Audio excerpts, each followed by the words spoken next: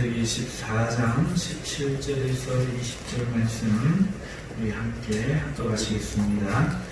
아브라함이 그를 어머니가 그와 함께한 왕들을 청수고 돌아올 때에 소돔왕이 이스라엘 골짜기 곧 왕의 골짜기로 나와 그를 영접해봤고 살렘 왕 멜기세덱이 떡과 포도주를 가지고 나왔으니 그는 지극히 높으신 하나님의 제사장이었더라. 그가 아브라함에게 축복하여 이르되 천지의 주제시요 지극히 높으신 하나님이여 아브라함에게 복을 주옵소서. 내 계적을 내 손에 묻히신 지극히 높으신 하나님을 찬송할지로다 하매 아브라함이 그 얻은 것에서 10분의 1을 멜기세덱에게 주었더라. 아멘. 본문 말씀을 가지고 우리는 잊어도 하나님은 잊지 않으신다 하는 제목으로 말씀을 증가로 하겠습니다. 할렐루야. 반갑습니다. 한 3일 동안 또 잘 지내셨는지요? 지금 코로나가 다시 젊은 층으로 확장되다가 나이가 많은 그런 분들에게 이제 다시금 옮겨간다는 좋지 않은 소식이 있습니다. 그래서 더 각별히 신경을 써야 되겠고, 또 이렇게 집단 질병이 확산되는 가운데 교회도 그 속에 있어서 참 우리의 마음이 무겁습니다. 이번 코로나 사태로 인해서 많은 교회의 성도들이 줄었다고 합니다. 집에서 예배를 하다 보니까 코로나가 이제 끝나고 다시 예배가 재개되었음에도 불구하고 나오지 않고 있는 성도들이 있다는 것이지요. 이게 참 우리들에게 던져주는 아주 큰 질문이 있습니다. 우리가 왜 예배를 하느냐 하는 것이지요. 예배를 할 때에는 그냥 예배만 하는 것인지 아니면 우리에게도 유익이 있는지 이것을 우리가 알지 못하는 것 같습니다. 왜 알지 못하는지는 정말 궁금합니다. 여러분, 오늘 우리가 수요기도에 나왔는데요. 거의 다 나오셨죠? 정말 거의 다 나오셨습니다. 여러분, 일을 하고 피곤하고 어떤 분은 몸에 또 연약함도 있고 그런데 수요기도에 나오시오. 왜 우리가 수요기도에 나옵니까? 나오면 은혜가 있기 때문입니다. 여러분, 은혜가 있다고 그냥 믿는 것이 아니라 실제 나오면요, 우리가 하나님께 예배합니다. 우리의 몸은 피곤합니다. 지쳐 있습니다. 그런데 예배 가운데 하나님의 말씀을 듣는 가운데 은혜가 됩니다. 은혜가 되면은 어떤 일이 벌어지는가 하면은 우리가 그 피곤이 사라져요.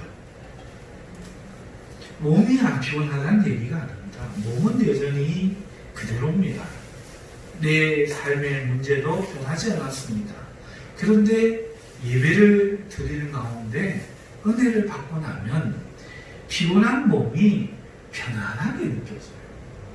그전에는 예배 드리기 전에는 피곤해서 억지로 참석해야 될 것만 같은 그런 마음이었다면 피곤 느껴도 안 피곤하고 힘이 막 나고 여호수아와 갈렙처럼 지금 전쟁해라 그래도 밤새워라 그래도 또 세우겠다 이렇게 되는 사람도 물론 있을지 모르지만 대부분의 경우 저 같은 경우는 힘들고 지치고 어렵다가도 예배를 드리고 나면 마음이 굉장히 편안해집니다. 그러면서 지치고 힘든 것이 나를 힘들게 하는 것이 아니라 오히려 내 속에 있는 그 편안함, 그 기쁨이 오늘 나의 삶을 편안하게 집에 가서 쉴 수 있게 만들어주는 은혜가 실제한다는 것이죠. 만약에 그게 없다면 어떻게 제가 계속 예배를 드리겠어요? 여러분 어떻게 해서 계속 나오겠습니까? 교회에 나와서 졸든지 교회에 나와서 예배를 드리든지 어떠하든지 간에 은혜를 받으니까 우리가 견딜 수 있지, 만약에 은혜를 받을 수 없다면 이번에 코로나로 떨어져 나간 사람들처럼 오늘 우리도 떨어지는 거예요. 그냥 이게 하나님의 은혜입니다. 우리가 하나님 앞에 예배할 수 있는 이게 하나님의 은혜죠. 시작할 때 당시에는 우리가 그것을 은혜인 줄 모르지만 끝나보면 순종하여 참소한 이것이 참으로 잘한 선택이었다 하는 것을 우리의 영혼이 알고 느끼는 것이 바로 우리 신앙 삶에 계속되어지는 예배가 계속되어지는 것의 이유인 것이지요. 오늘 드릴 말씀도 그겁니다. 사실은 하나님의 그 은혜와 믿음은 하나님의 주시는 선물일 뿐만 아니라 하나님이 주관적으로, 하나님이 적극적으로, 주체적으로 우리에게 역사하고 계신 결과 우리에게 믿음이 생긴다 하는 것이지요. 지난주 수요일에는 13장 1절에서 18절이 본문이었습니다. 이 본문을 가지고 처음부터 아브라함이 믿음이 있는 사람이 아니고 처음부터 온전히 순종한 것이 아니었지만은 하나님은 애굽으로 내려간 그의 실수마저도 하나님께 순종하는 계기가 되도록 그에게 명령하신 그 조카를 떼어놓는 순종의 길이 되도록 사용하시는 하나님이심을 보여줍니다. 그렇죠? 그러면서 지난주의 말씀이 그 언약 안에 있지 아니한, 다시 말하면 이 아브라함에게 언약이라는 것은 이 보여줄 땅, 지시할 땅, 가나안 땅에 사는 것이었죠. 그런데 그 언약을 벗어나서 애굽에 내려간 아브라함의 모습, 그러니까 언약 안에 거하지 아니하는 아브라함일지라도 하나님이 구원하시고 지켜주시는 거 아닙니다. 구원하시고 애굽 왕에게 죽을 뻔한 생명과 또 자기 부인을 영 빼앗겨버릴 뻔한 상황 가운데서 하나님이 오히려 구원하시고 다시 언약 가운데 돌이키시는 하나님의 모습을 보았다면 오늘 본문의 말씀은 언약 안에 있을 때 우리는 얼마나 강해질 수 있는가, 그것을 보여준다는 거죠. 오늘 우리는 본문을 14장 17절에서 20절 본문으로 읽었습니다. 시간 관계상 그렇게 한 것이지만 사실은 1절부터 전부를 포함하는 것이 오늘 메시지의 본문인 것이지요. 여러분, 아브라함이 드디어 애굽에 갔던 그 일로 인해서 이제 은금과 양떼와 가축이 풍부해져서 조카 롯과 이제 헤어져 살게 되는데, 헤브론의 그 마무리 상수나무 아래에, 마무리 상수나무 아래에 이제 그 아브라함이 살 때에 전쟁이 벌어집니다. 이 전쟁은 그 메소포타미아 지역의 왕들이 지금 이 가나안 땅의 왕들과 벌이는 전쟁이에요. 그래서 이 메소포타미아라고 하면은 지금 이란, 이라크가 있는 이쪽 지역의 그 시나이 평지라고 말하는 아브라함의 원래 고향, 거기에 그 왕들이 지금 가나안 땅과 전쟁을 벌이고 있는 겁니다. 이 가나안 땅은 세계 4대 문명이라고 말하는 두 문명 지역 중간에 있어요. 그래서 우리가 중국과 일본 사이에서 그 침략을 받았던 것처럼 메소포타미아 지역, 바벨론 지역이 세지면 바벨론의 침략을 받았고, 밑에 애굽이 세지면 애굽의 침략을 받았던 중간 통로의 땅입니다. 그리고 이 통로를 거쳐서 또 어디로 넘어갈 수 있나니까 유럽으로 넘어갈 수 있는 길목이기 때문에 항상 이 가나안 땅은 조용할 날이 없는 우리나라 같은 그런 입장이었죠.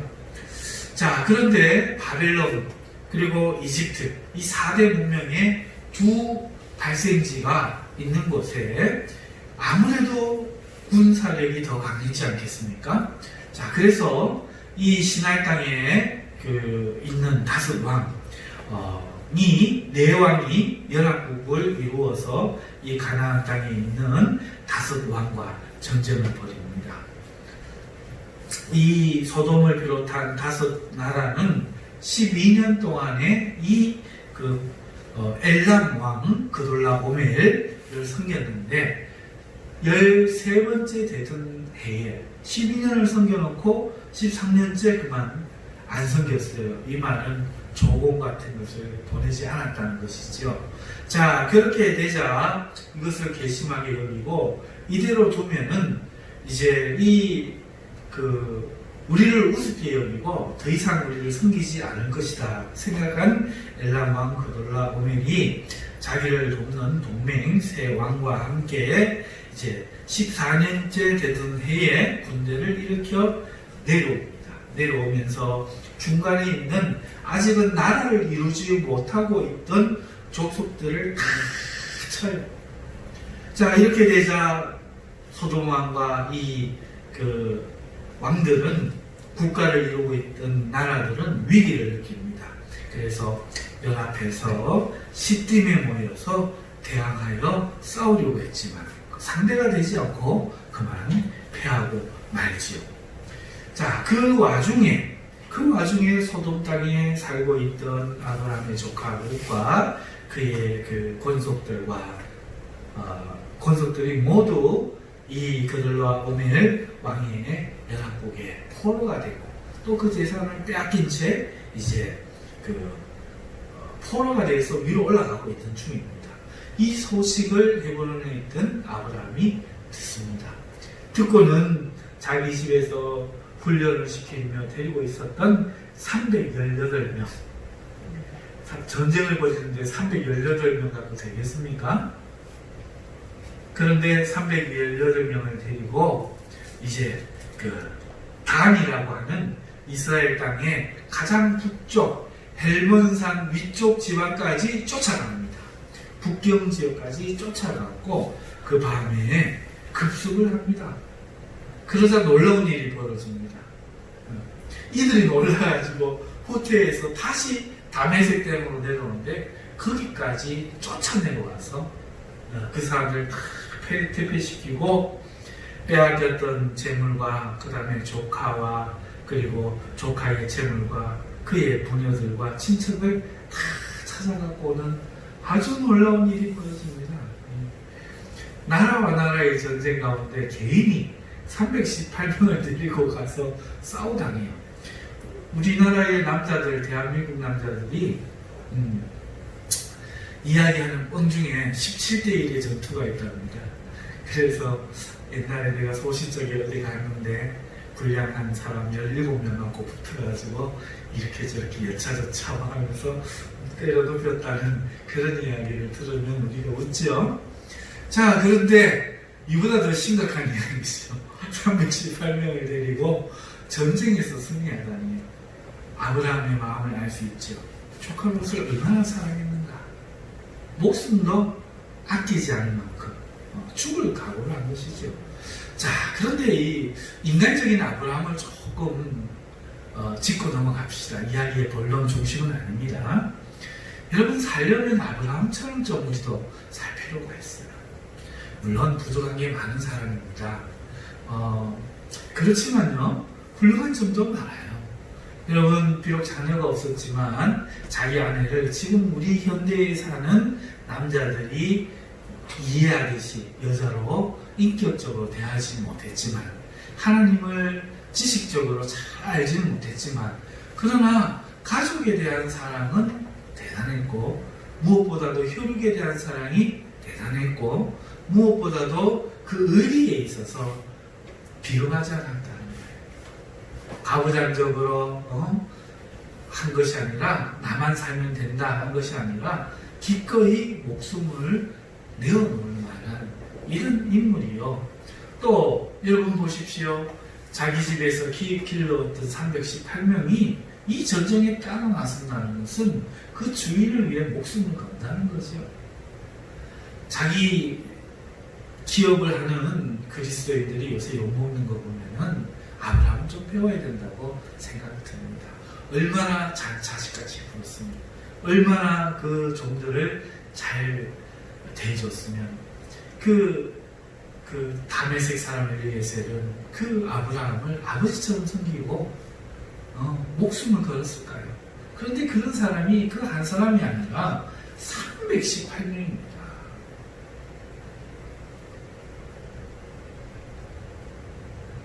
정보석인가요? 누굽니까?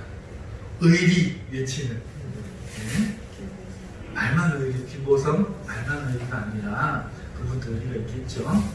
우리가 말로만 의리가 아니라 진짜로 자기 권속들은 책임을 져야 돼요. 특히요 목사가 책임을 져야 됩니다. 우리 교회에는 부교육자가 지금 아직 남자가 없고 여전사님 두 분 계시는데 여전사님이 뭐 잘못하잖아요. 그러면 제가 우리 전사님이 못 나가고 죄송합니다.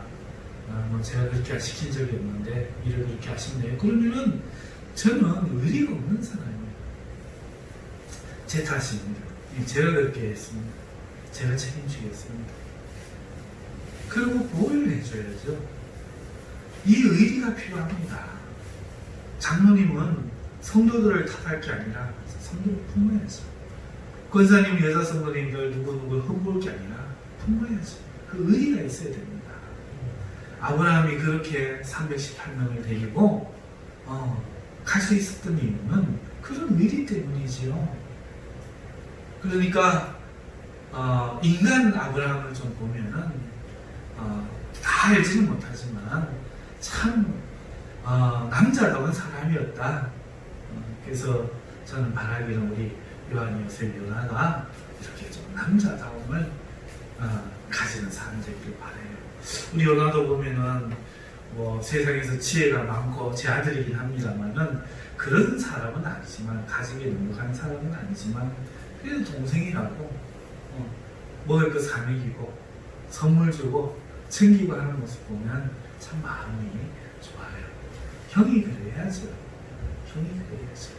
사랑하는 성도 여러분, 자, 이러한 아브라함을 보면서 이 아브라함이 그 밤에 그 조카를 사랑하여 또 그 사랑하는 사람들과 이 목숨을 같이 살아도 같이 살고 죽어도 같이 죽고 이런 마음으로 올라가서 찾아왔다 하는 것을 보면서 감동하지 않을 수 없는데 더 감동적인 것이 나오죠.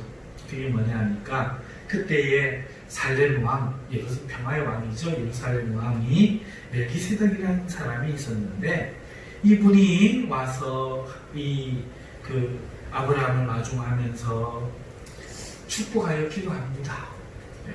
이 아브라함을 축복하면서 기도하는 것이 무엇인가 하니까 오늘 우리가 읽었던 이 말씀 속에 19절에 보면은 그가 아브라함을 축복하여 이르되 천지의 주제이시오 하늘과 땅을 주관하시는 주인이시오 지극히 높으신 하나님이여 아브라함에게 복을 주옵소서 라고 한 후에 아브라함에게 이야기를 합니다. 너희 대적을 내 손에 붙이신 지극히 높으신 하나님을 찬송할지로다. 여러분 아브라함이 승리했던 것이 우연이 아니라는 거예요. 하나님이 주인이기 때문에 하늘과 땅을 주관하시는 주인이기 때문에 그 대적을 내 손에 붙였다. 그 바람에 318명으로 승리하는 것이지 네가 인간다움이 멋져서 318명이 똘똘 뭉쳤기 때문에 그래서 네가 영웅이기 때문에 승리한 것이 아니라 말하는 거죠. 우리는 이런 결과를 보고 나면 남옥사는 말이지 소시적에 이런 사람이고 이래 이렇게 나를 자랑하기 쉽지만 오늘 멜기세덱 이야기를 들어보면 영웅 이야기를 하지 않고 하나님이 내 대적을 내 손에 붙이셨다 하면서 축복을 한단 말이죠.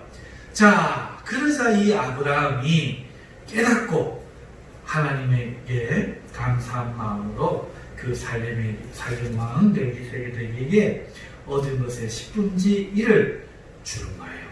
10분의 1을 주는 것은 아이고 떡고물 여기 있습니다. 이게 아니에요. 여러분 당시에 왕에게 그 속국이 바치는 그 세금이 10분의 1이죠. 그러니까 아브라함이 지금 하는 이야기는 나는 하나님의 속국이요 하나님의 백성입니다 하는 뜻이죠.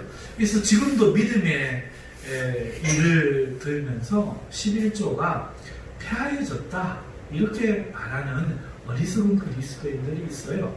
그러면서 그게 예수님 오시기 전에나 해당되는 일이지 지금 뭐 낼 필요가 있는가 이렇게 이야기를 하는데 이건 신앙 고백이에요. 신앙 고백. 나는 하나님의 백성입니다. 율법이 오기 전에 아브라함이 이삭이 했던 일이라고요. 그러므로 오늘 우리가 11조를 드리는 것은 나는 세상에도 세금을 내는데 여러분 세상에 세금 내죠? 그죠? 그게 11조란 말이에요. 이번에 11조 안 됩니까? 12조 가까이 될걸요. 생각을 해보세요. 여러분이 물건을 사시잖아요. 200만 원을 버셔서 물건을 사고 한 달에 150만 원을 썼다. 그러면 거기에 물건 산데 10% 15만 원이 들어가는 거예요. 그러면은 여러분 우리가 삶에서 내는 모든 것들을 따져보면 12조 가까이가 세금으로 들어간다는 걸 알게 돼요. 사랑하는 성도 여러분, 내가 세상에도 11조를 내는데 하나님 앞에 내가 세상의 백성이 아니라 하나님의 백성입니다 하고 오늘날 11조를 내는 게 왜 폐하여진다는 말입니까? 내가 하나님 백성이라는 것을 생각하는 사람들은 의미가 없겠지만 내가 어디에 속해 있는가 그것을 고백하고 싶은 사람들의 믿음 안에는 그것은 안 하면 안 되는, 아니 오히려 기꺼이 하고 싶은 일이라는 거죠. 그리고 그 11조를 세상에 낼 뿐만 아니라 세상 사람들이 기꺼이 나라가 어떤 일이 있으면 금고기 운동에 동참하고 수재가 나면은 그 수재 그 기부금을 내고 우리가 그렇게 하지 않습니까? 우리가 교회에 하나님의 일에 사용되어지기 하기 위해서 연보를 하는 것은 헌금을 하는 것은 그러한 의미인 거죠. 자, 사랑하는 성도 여러분, 아브라함이 이렇게 믿음의 고백을 한 거예요. 나는 하나님의 백성이고 오늘 이 주인된 나라를 섬기다가 섬기지 않게 된 13년째 그래서 14년째 벌어진 이 전쟁의 일 속에서 아브라함은 그럼 나는 누구의 백성인가 어떤 나라인가를 생각하다가 멜기세덱의 이야기를 통해서 하나님께 10분의 1을 드리면서 나는 세상에 속한 나라가 아니라 하나님께 속한 나라구나. 그래서 하나님이 내 대적을 내 손에 붙여주시는구나.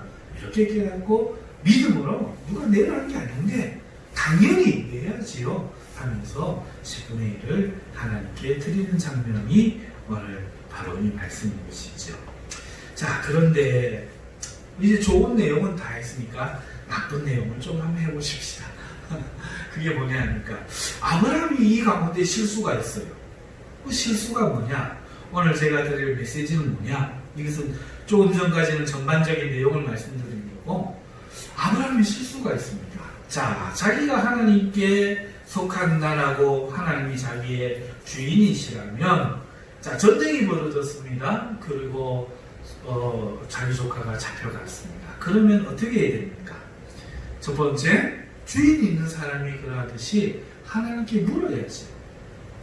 하나님, 이렇게 해서 조카가 잡혀갔는데 제가 가서 조카를 구해와도 되겠습니까? 하고 물어야죠.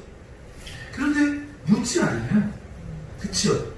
그리고 전쟁을 벌이는데도 하나님을 의지하는 장면이 안 나옵니다. 묻지도 않고 의지하지도 않고 정에 이끌려서 혈육에 이끌려서 그 어떤 인간적인 그 사랑과 그 용기와 그 열정을 가지고 그건 훌륭한데 하나님께 대하여서는 뭔가 좀 이 모습이 다윗 같지는 않다는 거죠. 다윗이 전쟁 벌이기 전에 항상 사울하고는 달랐죠. 사울은 전쟁을 벌여놓고 이기겠습니까? 저지겠습니까? 하나님을 이용하는 사람으로서 버림을 받았다면 다윗은 처음부터 하나님 싸우리까 싸우지 말리니까 그 싸움의 여부 자체를 하나님께 여쭈었다는 거죠. 그런데 아브라함과 다윗의 자손이라는 그 예수 그리스도라는 말씀도 있는데 이 아브라함은 처음부터 하나님께 물은 것이 아니었다는 거죠. 그 정의에 못 이겨 살아도 살고 같이 살고 죽어도 같이 살고 우리가 의리가 아니면은 어떻게 이 땅을 살아갈 수 있겠는가? 그런 마음으로 이제 가면서 하나님에 대한 의리는 지키지 않았다는 거죠. 하나님 옆에 묻지도 않았고 의지하지도 않았습니다. 그런데 멜기세덱이 뭘 이야기하죠? 하나님이 네 대적을 내 손에 붙였다. 아브라함은 이렇게 했는데 하나님은 의리가 없지 않았어요. 야, 아브라함, 네 생각해보니 괘씸하다. 네 그래서 나도 그렇게 안 할란다. 네가 네 무덤 팠으니 네는 뚫려서 알아서 해라. 이렇게 하실 수 있음에도 불구하고 하나님은 처하지도 않았는데, 구하지도 않았는데, 의지하지도 않았는데 하나님은 그 대적을 기꺼이 그 손에 붙여주셨다는 거예요. 묻지도 않았던 아브라함에게 붙여주셨다는 거예요. 그러면 왜 그렇게 하셨을까? 우리는 사람은 기브앤테이크잖아요. 그런데 하나님은 기브앤테이크가 아니라 언약으로 대하시기 때문에 하나님은 지금 아브라함과 언약을 맺었어요. 맺은 언약이 뭡니까?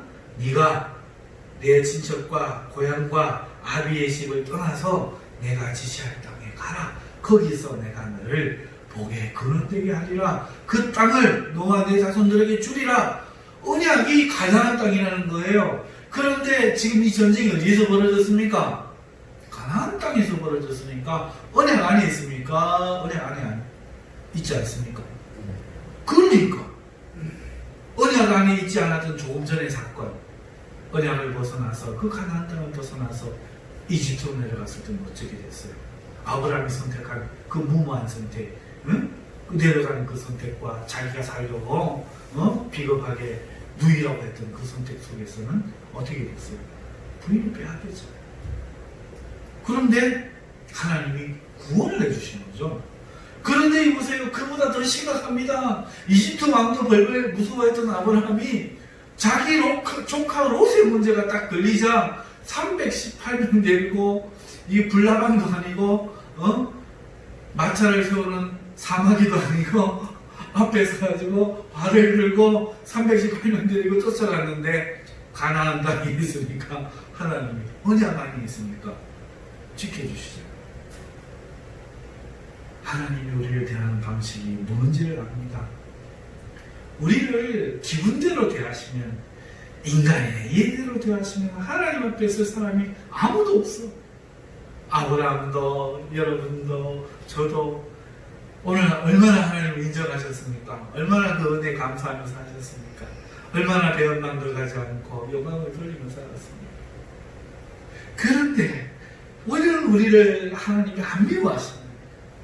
하나님 우리를 사랑하셔서 언약 안에 예수 그리스도를 바라보고 그를 주로 믿고 그의 그 죽으심의 공로로만 하나님 앞에 죄사함을 받고 예수님을 믿고 살아가기를 원하는 우리의 그 마음, 그 복음 안에 머물러 있는 그 주님을 믿는 믿음 안에 머물러 있는 우리를 보고 아브라함처럼 오늘 우리를 지켜주시는 거죠. 반대로 오늘 우리가 하나님을 의지하지 않고 내 행위를 의지하고 내 자신의 지혜를 의지하고 내가 가진 것을 의지하고 내 젊음을 의지하면은 성도들이라고 패하지 말란 법 있습니까? 패합니다. 이집트에 내려갔던 아브라함이 패하였듯이 우리도 패하지요. 많이 패하지 않습니까? 하나님을 의지하지 않고 하나님을 의뢰하지 않고 있다가 많이 패하잖아요. 그리고는 어떻게 합니까? 하나님이 불쌍히 여겨 구원해 주잖아요. 그러나 우리가 믿음 안에 있을 때 저 목사 너무 좀 나대고 좀 그러는 것이 좀 불안한데 해도 하나님이 그 말을 이루어주고 저래가 안 될 낀데 싶어도 되고 하는 것은 목사가 잘나서가 아니고 또 여러분이 잘나서가 아니고 하나님이 언약 안에 있으니까 믿음 안에 있으니까 하나님이 지켜주는 거죠. 318명이라서 괜찮은 겁니다. 하나님이 그 무모한데 그 기도하지 않았어도 의지하지 않았어도 하나님이 언약으로 대해주시기 때문에 아브라함을 하나님께서 붙들어 주시는 것이죠. 이 사실이 오늘 우리에게 주는 의미가 참 크다 하겠습니다. 요즘 저희 교회는 계속해서 제가 믿음에 대해서 설교하고 있죠. 여러분, 오늘 지난주에는 믿음에 대해서 금요일 주일에 2번에 걸쳐서 우리는 하나님의 은혜로 말미암아 거듭나서 믿을 수 있는 존재가 되었다. 그러니 믿음을 내어놓는 것이 우리의 할 일이다. 하나님은 우리에게 믿음을 찾으신다. 라고 말씀을 드렸습니다. 자, 그런데 이게 끝이냐? 믿음이 그렇게 간단한 것 같은데 복잡하겠어요. 이게 끝이 아니에요. 여러분, 오늘 아브라함도 이 믿음을 하나님이 만들어 가시잖아요. 그러면서 동시에 또 본인은 믿음을 내놓기를 하나님이 요구하시는 거죠. 그리고 만들어 주셨음에도 그가 이삭을 통해 믿음을 내놓을 때 하나님이 뭐라고 합니까? 이제야 네가 나를 경외하는 줄 알았다고 합니다. 그런데 그 전에 아브라함이 하나님을 믿음의 일을 그의 의로 여기시고 라는 말이 나왔잖아요. 그때는 뭔가를 하지 않았어요. 마음으로 믿었을 뿐인데 근데 그때는 경외라는 말이 없죠. 그러니까 우리의 믿음이 지금 우리가 행동은 따라주지 않아도 마음으로 믿음에 이미 하나님이 의로 여겨주시고 우리가 행동이 나올 때에 하나님이 우리를 경외하는 것으로 여겨주신다는 거죠. 믿음에는 이렇게 성장이라는 것이 있는데 그래서 내어놓아야 되는 분량이라는 게 있는데 이것을 누가 주도적으로 만들어 가시느냐? 하나님이 만들어 가시고 있다는 거예요. 그러나 우리는 그것만을 말하고 있어서는 안 된다는 거예요. 가만히 놀면서 하나님이 하시겠지 그러면 안 되고 우리 편에서는 우리가 믿음을 갖기 위해서 믿음의 싸움을 부지런히 싸워야 한다는 것이죠. 자, 요즘 저는 이 믿음에 대해서 계속 말씀을 하고 있는데 오늘 이 아브라함의 일을 이 믿음에 연결시켜 보십시다. 자, 우리가 착각할 수 있는 게 뭔가 하니까 우리가 믿음이라고 말할 때 우리가 믿는다.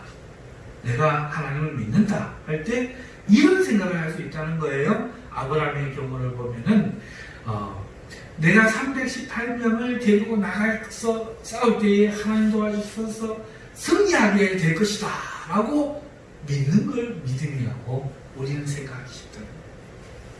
제 이야기 들으시나요? 내가 믿음으로 나가면 하나님이 내 대적을 나의 손에 붙일 것이다. 우리 생각이 그래요. 내가 이 사업을 하면 하나님이 성공하게 하실 것이다. 내가 기도하면 우리 남편이 진급할 것이다. 내가 기도하면 이 병이 나을 것이다. 우리는 믿음을 생각할 때에 이 일의 내용을 생각하게 하시고 믿음은 바라는 것들의 실상이요 보이지 아니하는 것들의 증거라. 이 말씀이 얼마나 오해가 되고 오용되는지 모릅니다. 이건 전혀 그런 뜻이 아니에요. 전혀 아닌데도 대부분 그리스도인들이 그렇게 알고 있어요. 이 말은요. 여러분 문맥통해서 다시 한번 집에 가서 읽어보세요. 그렇게 말하면서 선진들이 이로써 증거를 얻었느니라 이렇게 말하고 있어요. 무슨 말인가요? 믿음이 있었기 때문에 행동들을 내어놓아서 증거를 내어놓았다.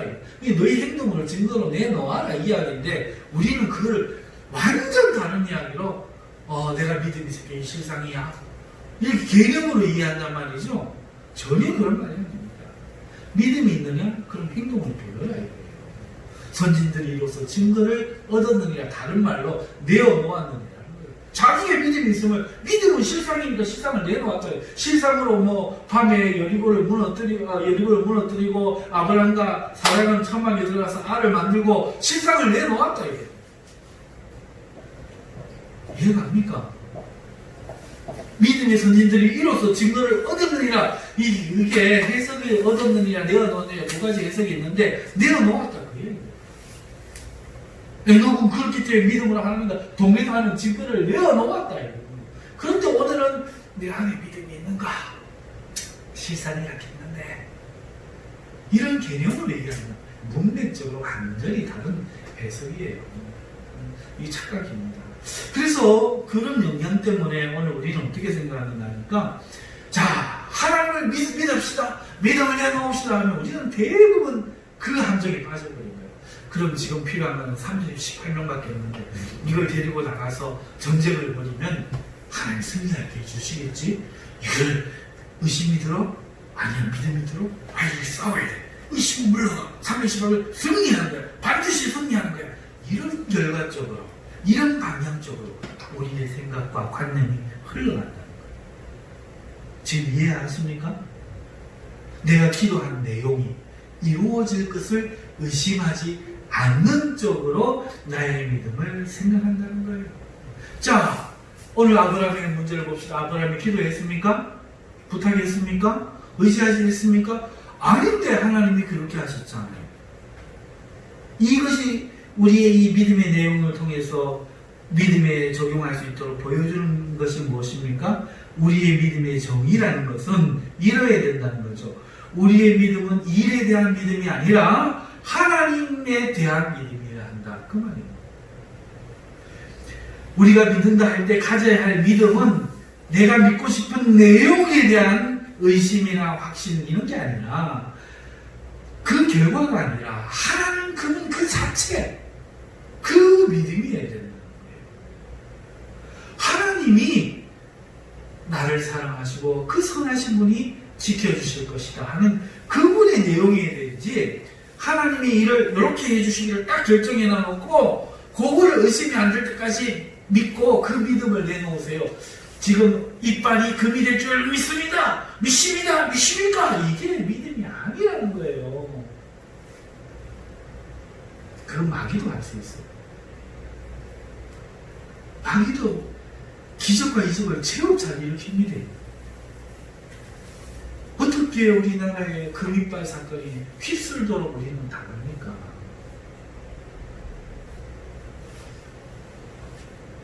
자, 내가 믿고 싶은 내용, 믿음은 실상이라고 해서 믿고 싶은 내용을 믿는 게 아니에요. 하나님을 믿고 비밀번호고 알라딘의 요소를 램프처럼 막 문질러갖고 믿음으로 막 싸갖고 문지르면 뿡 하고 내가 원하는 결과를 딱 내는 것은 세상의 마귀가 하는 방식이에요. 우리는 살든지 죽든지 그분의 뜻대로 사는데 이 하나님의 내가 믿는 내용을 믿는 게 아니라 일의 결과를 믿는 게 아니라 하나님을 믿는다는 것은 오늘 내 결과가 좋을지라도 좋으신 하나님이 최선의 것을 선택해 주시며 오늘 나의 결과가 내가 생각한 것과 전혀 다르고 환난과 역경처럼 보일지라도 나는 안전한 것은 그가 나를 지키고 계시고 있기 때문이라는 그분 자체에 대한 믿음을 내놓아야 한다는 뜻이에요. 이거 강구한다는 거죠. 그래서 믿음이 막 혼란을 겪는 거예요. 왜 기도했는데 안 이루어지노? 믿으려고 했는데 믿음을 하나님 자신이 아니라 하나님께 맡기는 게 아니라 내가 원하는 쪽으로 하나님을 조정해서 구슬려서 천일 번제를 다 드려서 내가 원하는 결과물을 만들어내려고 하는 것. 그게 무상숭배 아닙니까? 왜 이스라엘 백성이 가나안 땅에 살면서 우상숭배에 빠졌습니까? 그 이유 때문이잖아요. 내가 섬기고 내가 순종해야 될 왕 대신에 언제나 가서 기쁨과 즐거움으로 재물만 많이 주면 좋아하는 바알신, 아세라신 앞에서 그 음란한 행위를 하면서 자기들이 가져올 풍요만을 알았기 때문에 우상숭배에 빠진 거잖아요. 오늘 교회 와보세요. 그렇게 할 수 있습니까? 하나님이 그건 안 돼. 드시잖아요. 매도 드시잖아요.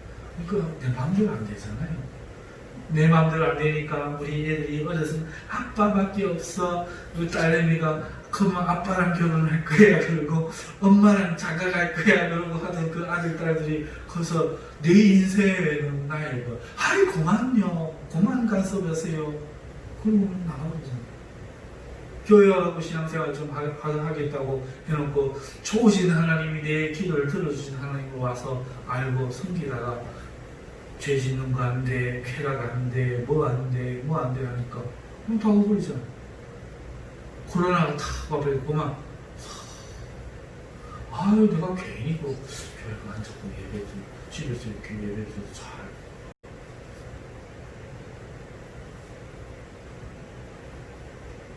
오늘 이 자리에 나온 것은 무엇 때문입니까? 우리의 영이 하나님의 은혜를 입어서 그 은혜를 알고 그렇기 때문에 나올 수 있는 거 아닙니까?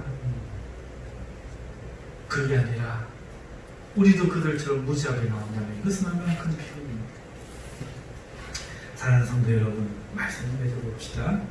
우리는 잊어도 하나님은 우리를 잊지 않습니다. 언약 안에서 예수 그리스도를 구주로 믿고 나는 죄사함을 받아야 될 그 죄인인데 오직 예수님 외에는 길이 없음을 알고 그런 나를 사랑하셔서 나를 구원하기 위해 그 아들을 주신 그 하나님을 신뢰하며 오늘 내가 원하는 목적을 이루기 위한 도구로서가 아니라 나를 사랑하신 그분이 도대체 누구신가? 어찌하여 나를 사랑하신가? 하는 이 감동과 감격 앞에 그분을 사랑하기로 마음을 먹고 내 마음을 열고 부족하지만 하나님 앞에 한 걸음 한 걸음 나아가는 그 언약 안에 있는 우리들을 통해서 하나님이 아브라함의 그 믿음을 우리에게 주신 거 아니겠어요?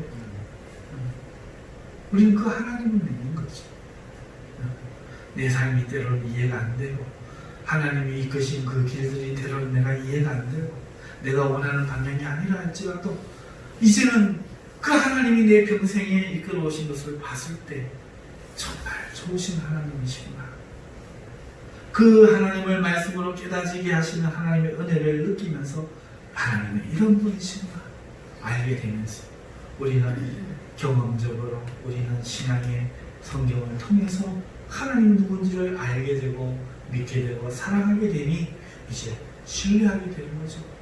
푸른 초장을 물가에 된 나무가 된 물가에 심겨진 나무가 된 나의 입장을 자랑했던 그 다윗은 이제 사방에 음침한 골짜기도 자랑하는 겁니다.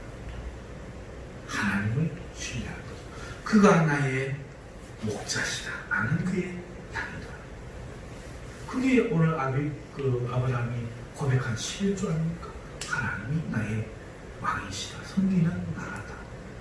오늘 이 축복이 저와 여러분들에게 있으시기를 주님의 이름으로 축원합니다. 기도하십시다.